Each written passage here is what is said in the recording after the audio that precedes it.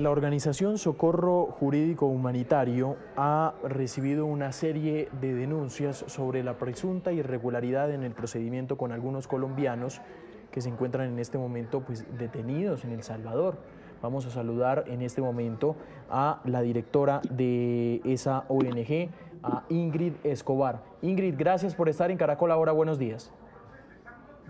Muchas gracias a ustedes por el espacio. Un saludo a todos sus seguidores. ¿Cuál es el estado exacto en el que se encuentran estos colombianos? Bueno, como ustedes sabrán, en El Salvador tenemos 15 meses de régimen de excepción, que significa la pérdida de garantías mínimas básicas establecidas en el artículo 29 de nuestra Constitución, y en este contexto una cantidad de por lo menos 20 colombianos están capturados en centros penales. Entendemos nosotros y por las denuncias de sus familiares que han sido capturados justamente por asociaciones ilícitas, que en El Salvador entendemos este delito relacionado a las pandillas, ¿verdad? Una situación de criminalidad en nuestro país por más de 30 años, pero pues nosotros, en vista de la angustia de las familias nos han buscado, estamos haciendo un llamado a las autoridades en nuestro país a respetar precisamente la integridad física de las personas, los otros derechos adicionales a la privación de libertad que están padeciendo ellos ahorita, como es la salud, su derecho a la alimentación y, por supuesto, su derecho a la vida, puesto que nos encontramos en un contexto en El Salvador donde justamente en centros penitenciarios hay tortura, crímenes de lesa humanidad. Y en ese sentido, pues, hay extranjeros también, colombianos, como le digo, 20 por lo menos, y de otras nacionalidades que han corrido la misma suerte de más de 70.000 salvadoreños capturados en este momento. 20.000 de estos inocentes, entre ellos entendería que una buena cantidad de colombianos. Bueno, lo que solicitamos es justamente que se siga el debido proceso, que se les respete su presunción de inocencia, que se les haga un juicio justo y, bueno, que sean exhibidos de manera inmediata ante los tribunales para que se les investigue, sí, pero de acuerdo a lo establecido en el marco legal, ¿verdad? Tanto nacional como internacional. Pero yo lo quería preguntar me refiero al Estado judicialmente hablando. Ante El Salvador, ¿ellos qué son? ¿Son capturados? ¿Qué son? Exactamente, ¿Están ellos en este capturados? momento se encuentran capturados, sí, ¿Cuántos ellos ya están en colombianos centros son? penales. Nosotros hemos recibido una denuncia de por lo menos 20 colombianos. Entendemos que son más, sí, pero a Bajo nuestra organización ha llegado denuncia de 20. los 20 colombianos, ¿cada caso es distinto o fueron capturados en grupo? Cada caso es diferente. Entiendo que hay algunos que han sido capturados en grupos. La mayoría de estos han sido capturados en sus lugares de vivienda y remitidos a las Bartolinas. La investigación administrativa ha tardado 15 días, pero a este momento todos ya están en diferentes centros penitenciarios. Lo que es un poco preocupante es que entendemos nosotros que cuando son extranjeros, estos deben de estar en un centro penal que se conoce como Centro Penal de Uruguapa, pero los familiares están muy preocupados porque muchos de estos han sido enviados a centros penales como uno que conocemos como Izalco, Mariona, donde ahí hay realmente torturas. Bueno, la gente padece de hambre, ahí sale, cuando lo dejan en libertad, casi para morir, esqueléticos, con desnutrición severa, y los familiares que realmente tienen muy poca información, puesto que están tan lejos en Colombia, entendemos que están pues, preocupados por la integridad física de sus familiares, y justamente hemos tenido pláticas con autoridades colombianas en El Salvador y sabemos que ellos están también tratando de ver cómo le dan seguimiento a los casos con las autoridades salvadoreñas para pues, precisamente cuidar su integridad física y demás derechos que son adicionales Sí. a los privados que tienen en este momento, que es su libertad, y garantizarles, por supuesto, su vida dentro del centro penal. Directora, ¿torturas es qué? ¿Qué clase de torturas dicen ustedes que padecen ellos en la cárcel? Bueno, nosotros en nuestro país tenemos ya a este momento 160 muertes confirmadas en centros penales. El 60% de estas son muertes violentas. Hablamos de golpes, vapuleos, estrangulamientos, entre otros, ¿verdad? 32% de estas por negligencia médica. Personas que entran con padecimientos anteriores a centros penales se agudizan sus cuadros y fallecen en hospitales, ¿verdad? y pues así son notificados las familias, sino otro porcentaje que es desconocido, y eso por supuesto preocupa a las familias, no solamente en Salvador, sino que personas extranjeras Eh, capturadas, puesto que sí, en centros penitenciarios no hay garantías mínimas de respeto a derechos humanos, y eso, pues ya llevamos 160 salvadoreños que han fallecido en fase de investigación. Es decir, no lograron ellos tener su derecho de presunción de inocencia, de probar ante un juez hoy sin rostro, porque lamentablemente los jueces sin rostro en El Salvador, su inocencia, no tuvieron esa oportunidad de juicio justo, derecho de defensa, derecho a ser oídos en su juicio.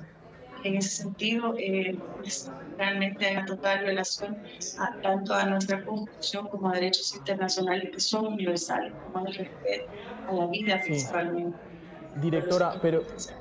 me llama la atención es, ustedes tienen documentados procedimientos de tortura al interior de las cárceles. Exactamente, nosotros tenemos completamente documentados esos ¿Pero qué casos procedimientos a son? las familias. ¿Qué les hacen? En este momento tenemos 160 casos de fallecimiento, 60% de estos son muertes violentas. Justamente el día de ayer notificaban la muerte de 2 personas en el penal de Izal.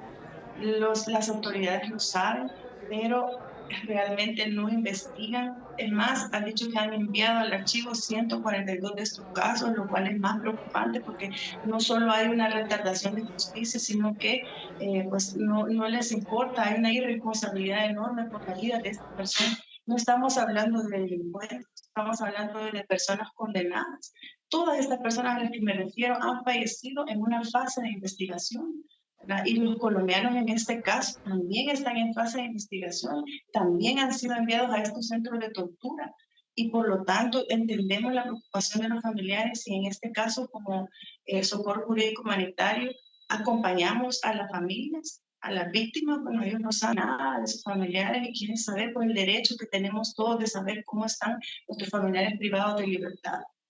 Sí. Y eso es lo que estamos tratando de hacer en Direct, este caso, direct, apoyando y bueno, hacemos un sí. llamado a las autoridades a poder en este momento pues tomar cartas en el asunto, intervenir por sus compatriotas en El Salvador. Directora, entremos en el caso de los 20 colombianos, si le parece bien. Los relatos dicen que bajo qué circunstancias fueron capturados. O sea, en el momento de la captura, cómo entró la policía, qué les dijo la policía, qué argumento usó, por qué se los llevaron. Claro, mire, la información que nosotros tenemos es que el protocolo que les han aplicado a los colombianos es el mismo de régimen de excepción. ¿Cuál es este? Vía llamada anónima, porque lo permite el régimen de excepción en El Salvador, a cualquier persona se le puede acusar de pandillero. Y en ese sentido, la policía es lo único que necesita para llegar a una casa, solicitarle a una persona su documento de identidad, que para el caso de los colombianos es el pasaporte, y en muchos de los casos, y eso sí hay que decirlo, eh, hay algunos que no tenían su pasaporte porque se les había quitado, ¿verdad? Y eso pues todavía es aún peor y llamamos a las autoridades a investigar porque estamos hablando incluso de un delito internacional que es trata de personas, podría estar ahí, ¿verdad? Y bueno, y pagan justo por pecadores, personas que vienen a El Salvador buscando un trabajo y lo que encuentran en la cárcel. Esa ha sido la forma. Han llegado a sus casas, a sus lugares de vivienda, les han solicitado el pasaporte, a los que lo han tenido simplemente los han remitido a la Bartolina por una llamada anónima, y a los que no, pues por esa misma razón, porque no tienen una forma de identificarse, bueno, hay que ser investigados mientras se logra conocer la procedencia, en este caso de la persona. Entonces, Eh, bueno, tenemos un caso muy específico de una madre que ha denunciado que incluso le han hecho un Photoshop a su hijo. Su hijo no tiene ningún tipo de tatuaje, pero en las, digamos, presentaciones oficiales de los medios nacionales en El Salvador, aparece como que tiene tatuajes de una estructura criminal, cosa que ella ya desmintió, probó con usted me fotografías, está con videos hablando de su de hijo. Cristian David Corrales Cardona. Exactamente, exactamente. Y en ese sentido pedimos más responsabilidad para las personas que hacen eso, ¿verdad? Sobre todo si usan medios oficiales, de no exponer hacia las personas. Todas las personas tienen derecho, ¿verdad?, a su honor, a ser respetado en su honor, a su presunción de inocencia, a que no se les cuelgue el cartel de delincuentes y terroristas sin antes haber sido vencidas en juicio. Y no está sucediendo ni con los colombianos ni con los salvadoreños, que tenemos por lo menos 20.000 personas inocentes. El mismo presidente de la República ha dicho a través de su ministro de Seguridad y Justicia que ya dejó libre a 6.000 personas. O sea, el error es enorme, el error es grande. Y eso es lo que justamente estamos nosotros denunciando, que los casos sean bien investigados, que haya pronta justicia, pronta y cumplida justicia, en nombre de lo que dice nuestra Constitución de la República. El origen y fin del Estado es la persona humana y esta no mira nacionalidades. Entonces, eso es lo que queremos justamente y que estamos pues, en esta mañana denunciando. Y directora, es que me parece francamente increíble que usted me dice que a cualquier persona bajo el régimen de excepción la pueden acusar de pandillero. Le complemento yo y se lo pregunto, ¿sin ningún argumento, sin ninguna prueba? Es correcto. Cualquier persona en El Salvador puede levantar un teléfono, llamar al 911 y decir: esta persona en esta dirección física es pandillero, por favor, yo quiero que lo capturen, y el policía es suficiente criterio para ir, botarle la puerta a alguien, sacarlo de su casa, remitirlo y hacerle padecer todo lo que más de 70.000 salvadoreños, entre ellos 20.000 inocentes, han padecido en centros penales, que incluso hablamos de crímenes de lesa humanidad como es la tortura y las muertes violentas. Y es un hecho que tenemos bien documentado. Organizaciones nacionales e internacionales lo estamos diciendo. Las mismas autoridades en El Salvador lo están reconociendo, y ya incluso tienen algunas investigaciones. Bueno, les estamos diciendo, hay muchísimos casos más. No permita que las personas sigan muriendo en centros penales, sobre todo si están en una fase de investigación. Debe de respetarse su presunción de inocencia. Eso es lo que estamos pidiendo. Pues es muy preocupante lo que usted relata, son 160 muertes que según ustedes tienen documentadas en fase de investigación, estas personas que lamentablemente murieron al interior de los centros penitenciarios. Directora, ¿ustedes tuvieron ya una reunión con Cancillería? Nosotros hemos tenido reunión con las autoridades de Colombia y El Salvador, a quienes les agradecemos por la recepción, ¿verdad? La respuesta ha sido muy rápida. Cuando nosotros les presentamos los casos debidamente documentados, pues ellos nos informaban que justamente tenían los mismos casos, que están procurando pues por la libertad de estas personas, ¿verdad? Haciendo todo lo que el marco legal consular les permite. Y bueno, tenemos ese puente, ese enlace, y estamos pues, en este momento en comunicación con ellos para tratar de que a los colombianos se les garantice el debido proceso, su derecho a un juicio justo, su derecho de defensa y, por supuesto, la presunción de inocencia. En ese sentido, un agradecimiento a las autoridades de Colombia y El Salvador que están pues por sus compatriotas, sus connacionales. Así es. Sí, pero exactamente la Cancillería se comprometió ¿a qué? En este momento, a dar seguimiento a los casos. De hecho, ellos están teniendo comunicación con las autoridades en El Salvador, así como ayudaron a los 2 primeros casos de colombianos liberados. Están intentando hacer por los demás, por supuesto, y entendemos, hay límites, ¿verdad? En el caso de los procesos judiciales en El Salvador, hay términos que definitivamente han cambiado en El Salvador a partir del régimen de excepción. Y bueno, el proceso penal, lastimosamente, se ha alargado tanto que una persona puede pasar hasta 4 años en prisión, y pues hasta ahí creo yo que las autoridades de Cancillería no pueden más que pedir el respeto al debido proceso, la integridad física de sus compatriotas, y creo que en eso están ahorita, ¿verdad? Haciéndoles el llamado y dando el seguimiento. De hecho, las familias pues, nos han comunicado que sí tienen contacto, están comunicados también, tratando de ver cómo pueden agilizar los procesos de los connacionales. Por lo general en todos los países hay una independencia de poderes, ¿no? Está por un lado el tema penal y por el otro lado muy separado el tema judicial, y por el otro lado pues el tema, lo que implica el tema gubernamental, el tema de gobierno. A lo que voy es que en esa independencia de poderes, ¿cómo juega el tema? Digo, ¿hay la suficiente independencia para que el Poder Judicial declare, si es el caso, a estas personas inocentes, o esa independencia hoy no existe en ese país? Esa independencia no existe en El Salvador, y esa es la gran preocupación. ¿verdad? De no solo los salvadoreños, sino que también de ustedes allá en Colombia, porque se han informado al respecto. De hecho, el 1 de mayo del año 2021, en El Salvador, se destituyó a la Sala de lo Constitucional, Legal y Legítima en ese momento para imponer magistrados, ¿verdad?, del oficialismo. Y de ahí viene que, por ejemplo, los habeas corpus, que son procesos de decisión personal que solo nuestra organización ha presentado 1025 a la fecha, pues no tengamos respuesta o las respuestas sean negativas.